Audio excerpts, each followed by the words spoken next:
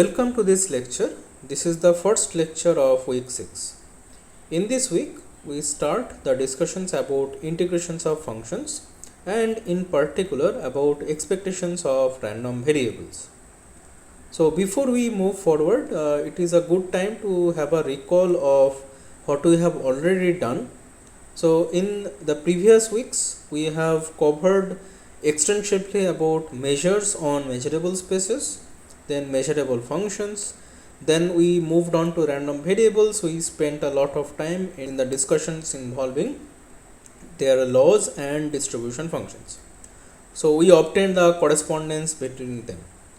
Alright, so with all that knowledge at hand, we are now going to talk about expectations of random variables, which would be a special case of integrations of measurable functions with respect to a given measure on the domain side.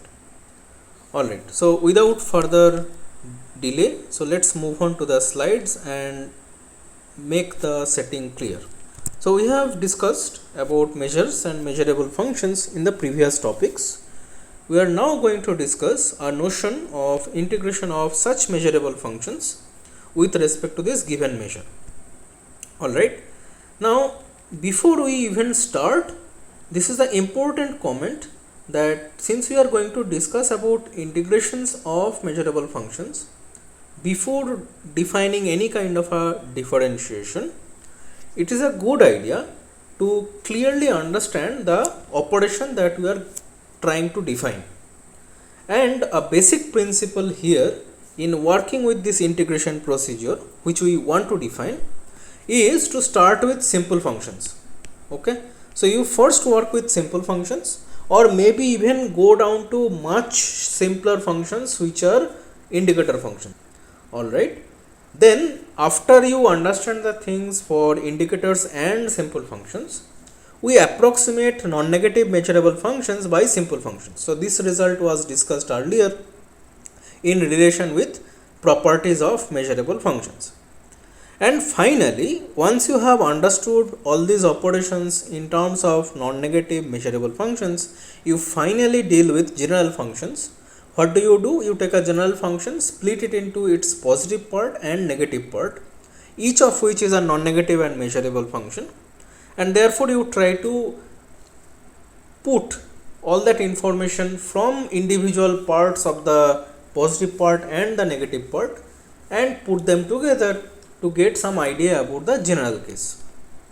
Alright, so this is basically the principle that we are going to follow. So in case we don't understand something, we will go back to these basics. We'll start with indicators and simple functions, then do limiting approximations to non-negative measurable functions, and then we shall split any general measurable function, signed measurable functions, to be splitting into its positive part and negative part.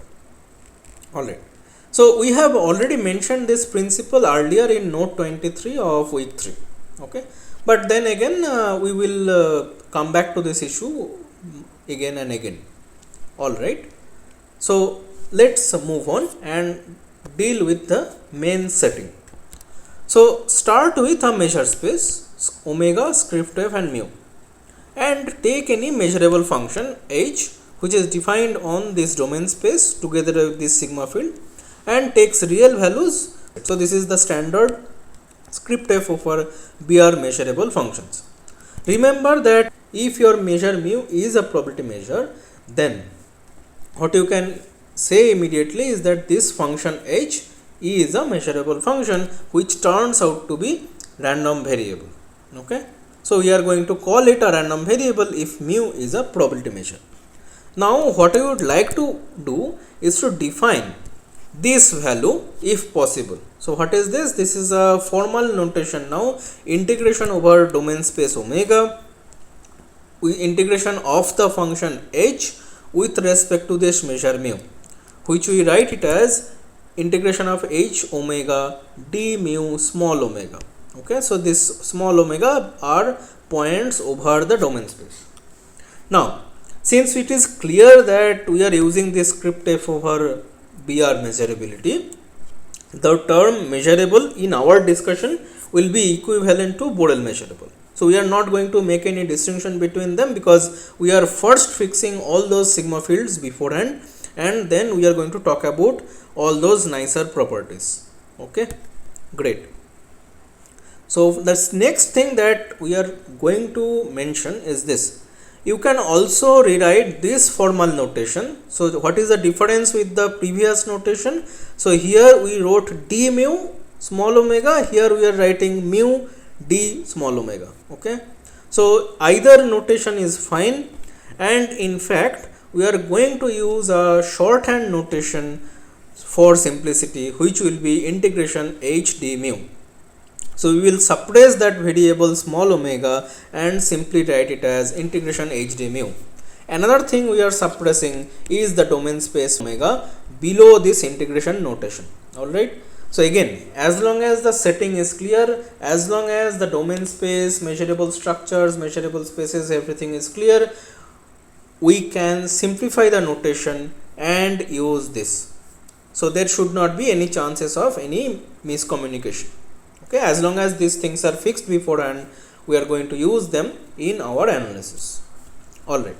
Now as mentioned earlier, our idea is that you want to define this integration h d mu, but you take first indicator functions or simple functions, try to do something there and try to generalize from there.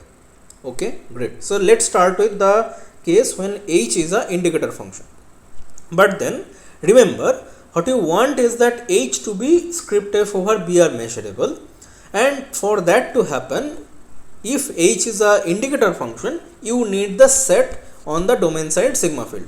So choose such a set on the domain side sigma field, and recall from week 3's discussions that indicator a will be measurable in this case, right? Now what we want to do is to define the integration of such functions which are of the form indicator of a. Okay, so now indicator of a takes the value 1 on the set capital A and takes the value 0 on the set A complement. Now what we would like to think of integration as, it is the area of the rectangle under the graph of indicator A. Alright, so that's what integration means. So it simply means the area under the curve. Alright, but then the idea is this, that if your set A is roughly parts of the domain like this, so maybe split into chunks here and there, but then by indicator A I mean a function which takes values 1 only on the set capital A, and otherwise it takes the value 0, right? So basically the area under the curve should only be considered as the area of that all that rectangles that you see under the curve, right?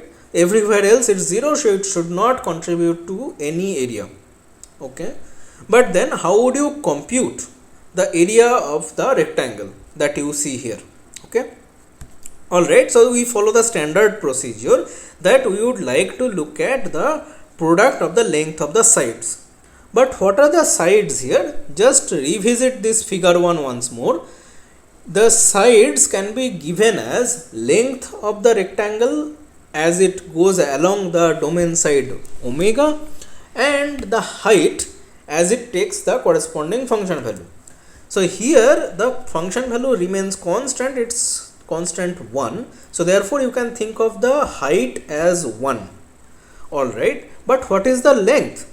Length here is the interesting part. Here you are using this measure, so you have this idea of length or size or measure of the set A.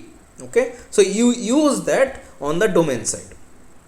So on the value side it's exactly equal to 1 on the rectangles, so it has a height 1. On the domain side you have the length or the size or the measure of that set to be given by mu of a. Okay, so with these two quantities you now can define the area as the product of this length and the height of these rectangles. Alright, so then here one quick clarification is that by rectangle we can mean all these things taken together. So set A taken on the domain side and the value 1 taken on the other coordinate. Okay, so the length will be the measure of A, and we are going to think of all of that together and call it a general rectangle. So the term rectangle is not purely this rectangle being meant here, but it's putting together all the sets that you see which constitute the set capital A. Okay. So with that at hand, so now what is the integration? So again, as we just discussed, we would like to consider the product of height and length, and that's what this value should be. Alright. So now we define that integration of indicator A with respect to this measure mu should be taken as this quantity. So this should happen for all the sets that come from your domain side sigma field. So this is a very simple idea that you are just using area under the curve, and here instead of the usual length that you might be putting on the domain side, here you have the domain omega, so you have to use the given measure mu there. Okay, so that's all. Once you have defined the integration of the indicator functions, you would like to extend this definition of the integration procedure to simple functions. But remember, simple functions are nothing but certain linear combinations of indicators with certain conditions on the coefficients and the corresponding sets that appear in that representation. So let's not go into that technicality as of the moment, but let's just try to visualize how we can define the integration for simple functions once we know for the indicator functions. Alright, so now if you have an integration procedure, it should be linear in the function h. What do I mean by that? I mean that if you have two functions h1 and h2, then the integration of h1 plus h2, if you can define it, it should be the sum of integrations of h1 and h2 done separately, right? So you add them up, you should be able to get back the integration of h1 plus h2. So if you have that idea intuitively in hand, then you would like to say that corresponding to the simple function, that linear combination of indicators, if you integrate that, you should be getting back the same linear combination, but you have to just replace that indicators by the integration of the indicators, and whatever that linear combination is should give you the integration of the simple function. So if your integration procedure that you are going to define is linear in that function, linear in that integrand, then you should be able to describe it completely. So let's put this idea in concrete mathematical terms. So let's start with h, which is this summation xi indicator ai, where the coefficients or the scalars xi's are coming from real numbers and the sets a1 a2 an are coming from the domain side sigma field. But remember, we would like to have that all these ai's to be pairwise disjoint, and as discussed earlier in week 3, that even if you consider any arbitrary linear combination of indicators, you can always rewrite it in terms of indicators where the sets are pairwise disjoint. So this restriction is not too much. So you can just start off with some appropriate finite linear combinations of some indicators where the sets need not be pairwise disjoint, but you can further decompose the sets and rewrite it in another possible linear combination where the sets are pairwise disjoint. So this is not too restrictive. Moreover, you could also associate one more condition that is quite useful, is that the union of the sets covers the whole domain.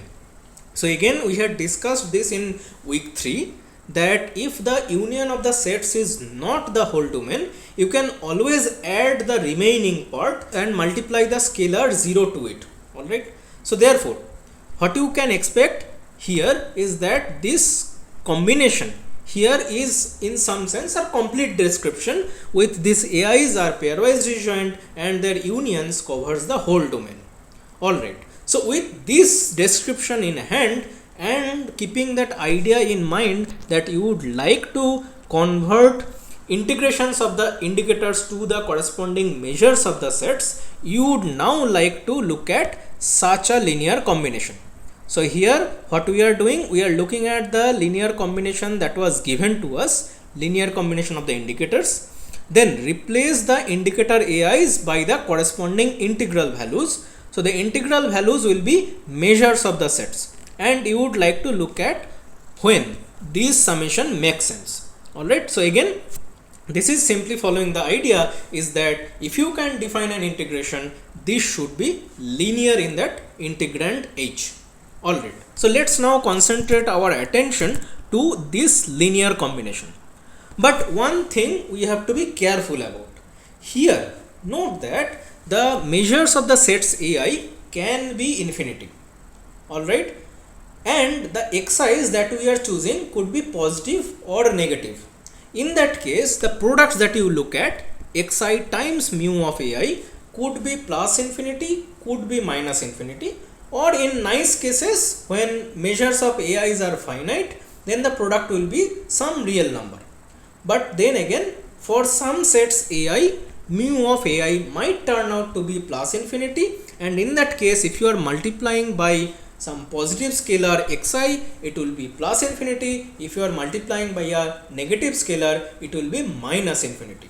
So you will have to be careful when you want to talk about this kind of a summation. So as long as this summation makes sense, you can go forward. So therefore, what you want is that this summation should make sense.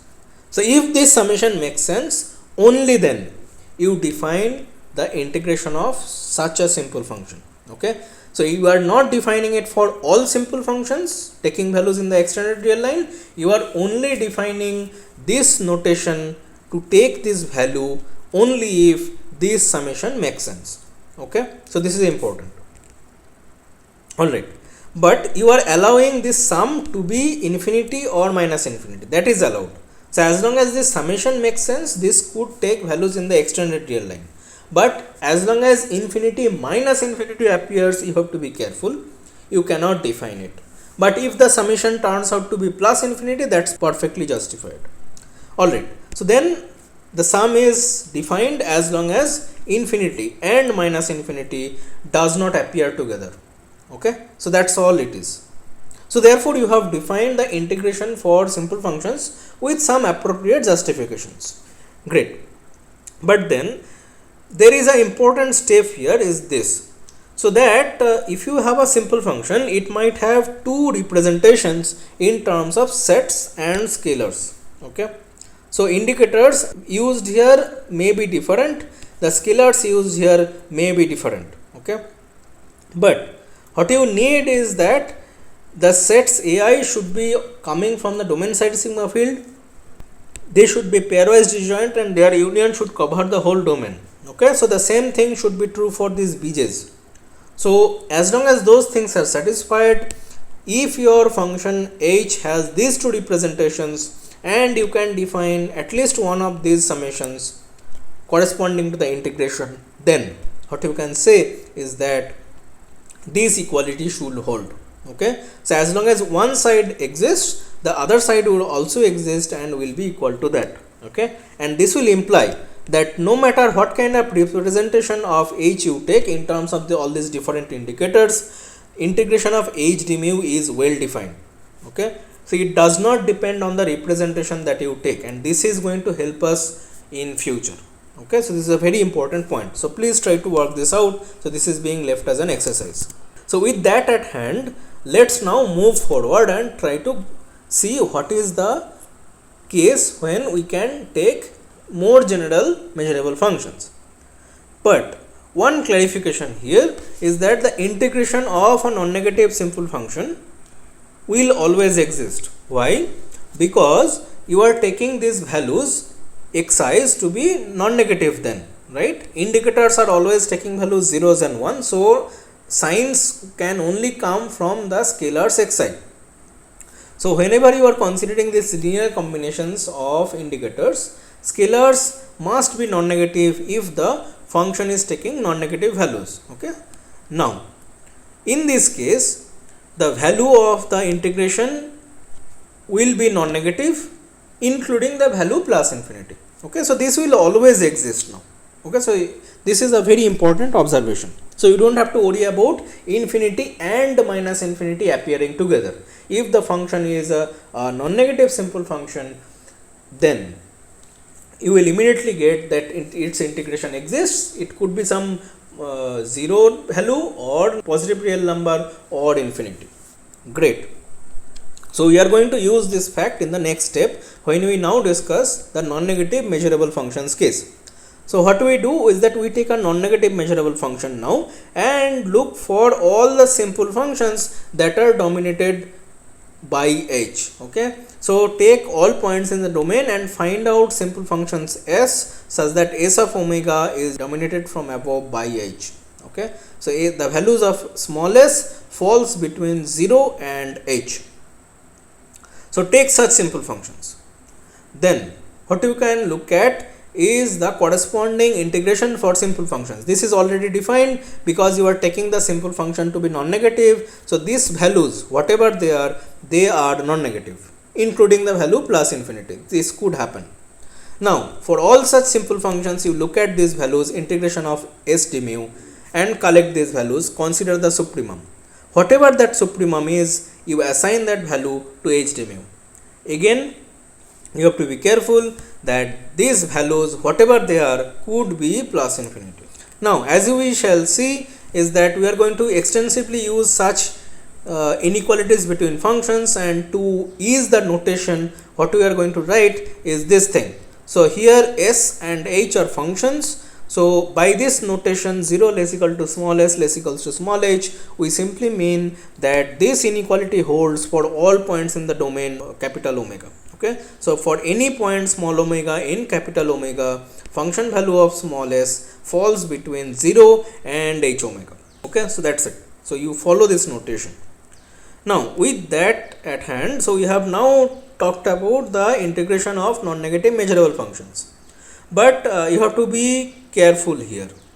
So there are a couple of points that needs clarification. So the first thing, in step 2 you have defined integration of non-negative simple functions. So that was defined as some kind of a linear combinations, right? So that's one definition that you have, but then you could also consider the definition that is given in step 3. Okay, so assume that there are some ways of defining integrations for simple functions that are below a given simple function h. So if h is given to be simple and you consider all simple functions below small h, and suppose you can define this integration, then does this match?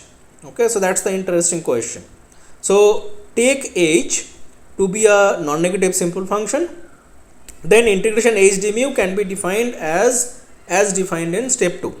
But then there is another way. You look for all the simple functions that are below this given simple function h, look for all those integrations and consider the supremum. That's another definition of h that is being considered in step 3. So try to see that these two definitions match. Okay, these two definitions must match for all the things to make sense. So for step 2 and step 3 to fit together, you need this kind of a consistency condition. So please check this. But in addition, another important thing happens is that the collection of simple functions that you see in this definition. So let's go up. So we are considering all simple functions that are below the given function small h. So here h is a non-negative measurable function and you are considering all simple functions that fall below small h. What we are saying is that there is at least one simple function that is there. Okay, and therefore you can consider its integral values. Okay, and therefore that supremum that you are considering, that supremum is not over any empty set. So there are certain values of integrations of non-negative simple functions, so those values will appear there and you are considering supremum of those quantities. Okay, so in particular this supremum is well defined because it's not a supremum over a empty set. Okay, and this will give you some interesting values. So in particular you can also show that integration of h d mu is non-negative as long as h is non-negative and measurable. Okay, so with that at hand, so we have now discussed integrations up to the case when h is measurable function but taking only non-negative values. But what do you do for the case when h is measurable, when h takes signed values? So again you go back to the notations for week 3. There we had discussed this h plus and h minus, which are the positive part and negative part of the given function h. So if h is now taking values with signs, then you split it, and then h plus and h minus, the positive parts and negative parts, will now be individually non-negative and measurable. And for h plus and h minus, you can separately talk about their integrations, right? So then these things are defined. So these are certain values which are non-negative. Okay, so integration of h plus is non-negative, integration of h minus is non-negative by the exercise which we just mentioned. But then with these values in hand, we are now going to define the integration of h. All right. So you have following three cases. So you have to be careful here. So the first case is when we shall refer to the case as h is integrable. So what is this case? So in this case, integration of h plus and integration of h minus both are finite quantities. So again, they are known to be non-negative, but I am saying that in this case, when both of them takes finite values, you say that the given function h is integrable and define the integration of h as the difference of these two integrations. Okay, so that's exactly the idea. Again, you are keeping that linearity structure at hand. Okay, so linearity is being built into the definition. So first linearity was built in when you went from indicator functions to simple functions, but then for non-negative measurable functions we use some supremum. So you have to be careful. We have to discuss about the linear structure there. But then when you come to the general case of measurable functions and split it into positive part and negative parts, then you are building in again certain linear structures here. So in this case, you say that h is integrable and assign the value of integration of h d mu as the difference of these two integrals. Okay, great. But then there is another interesting case when integration of h can still be defined. Okay, so if it so happens that integration of h plus and integration of h minus, one of them is finite, other is infinity. Remember, integration of h plus and integration of h minus, they are non-negative but may take the value plus infinity. So I am saying that let one of them be finite and the other be infinite. So in this case, we can still define the difference of these two values because infinity minus infinity situation is not appearing. One of them is finite, the other is infinite. So in this case, the difference is still defined and therefore you take that value and assign it to integration of h d mu. In this case, you say that h is quasi-integrable. You don't say h is integrable. You say h is quasi-integrable. In this case, integration of h is still defined. It will take values plus infinity or minus infinity depending on the situation. When h minus gives you a infinite integral and h plus gives you a finite integral. Okay, so then integration of h d mu will be defined and it will take the value minus infinity. So there is this quasi-integrability case that you should be aware of. But then there is another case when we say we cannot define the integral, integration of h d mu does not exist.